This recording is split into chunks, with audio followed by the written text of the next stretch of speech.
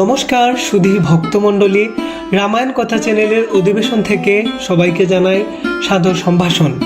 আজকে আমরা জানব জয়া একাদশীর নাম কেন ভূমি একাদশী হলো, কিভাবে ভীমসেন এই একাদশী পালন করে এই জয়া একাদশীকে ভূমি একাদশী নামে অভিহিত করেছিলেন। তো চলুন সেই পৌরাণিক কাহিনীটি আমরা জেনে নিই। আর এমন ধর্মীয় অজানা তথ্যগুলো জানতে চ্যানেলটিকে সাবস্ক্রাইব করে আমাদের সঙ্গেই থাকুন আর সঙ্গেই রাখুন।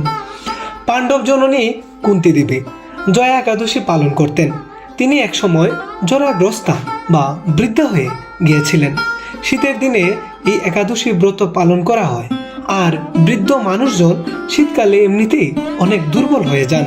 কিন্তু মা কুন্তী দেবী এত দুর্বলতা অনুভব করার পরেও এই একাদশী রাখবেন বলে মনস্থির করলেন। তিনি পুকুরের ঠান্ডা জলে যখন স্নান করে কাঁপতে কাঁপতে ঘরে আসছিলেন, তখন ভীমসেন কুন্তী দেবীর সামনে এসে পড়েছিল। ভীম দেখলেন যে তার মা শীতে কাঁপছে। বৃদ্ধা মা শীতে খুব দুর্বল হয়ে পড়েছে দেখে ভীমের খুব রাগ হলো। শীত ঋতুর উপর তখন ভীমসেন খুব রাগান্বিত হলো।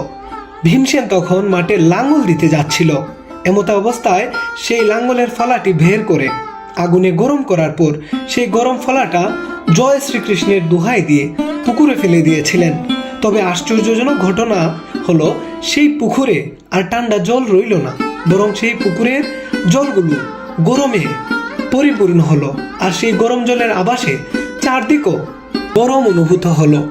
ভক্তবৎসল্য কল্পতরু পাণ্ডব সখা পরমেশ্বর ভগবান শ্রীকৃষ্ণ ভক্তের মান রক্ষা করলেন। আর এদিকে দেবী কুন্তীরও শীতের প্রকোপ থেকে মুক্তি মিলল। কিন্তু এদিকে পুকুরের জলের বরুণ দেবতার গাত্রদাহ হতে লাগলো। তিনি দ্বারকাপুরীতে গেলেন, বাসুদেব শ্রীকৃষ্ণকে গিয়ে নালিশ জানালেন। বরুণদেব বললেন, আপনার নামের দোহাই দিয়ে ভীম আমার দেহে অগ্নিজ্বালা নিরূপণ করেছে, তাই প্রভু আপনি এর সমাধান করুন। যেহেতু সেদিন ছিল জয়া একাদশী, তখন বরুণদেব এবং ভীমসেনকে ভগবান শ্রীকৃষ্ণ আদেশ দিয়েছিলেন জয়া একাদশী ব্রত পালন করার জন্য। ভীম যদিও উপবাস করতে সমর্থ নয়, কিন্তু ভগবান শ্রীকৃষ্ণের আদেশে তিনি সেদিন উপবাস রাখতে বাধ্য হয়েছিলেন। পরমেশ্বর ভগবান শ্রীকৃষ্ণ আশ্বাস দিয়েছিলেন, তোমার এই একাদশী পালন করলে আর কোনো একাদশী পালন করতে হবে না। তাই তুমি এই একাদশী পালন করে সর্ব একাদশীর ফল প্রাপ্ত হও, আর তোমার কোনো উপবাসও রাখতে হবে না।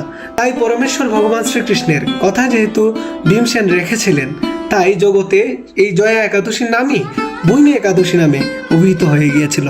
রামায়ণের এই তথ্যগুলো যদি আপনাদের ভালো লাগে, অবশ্যই আমাদের সাথে রাখুন আর সাথে থাকুন।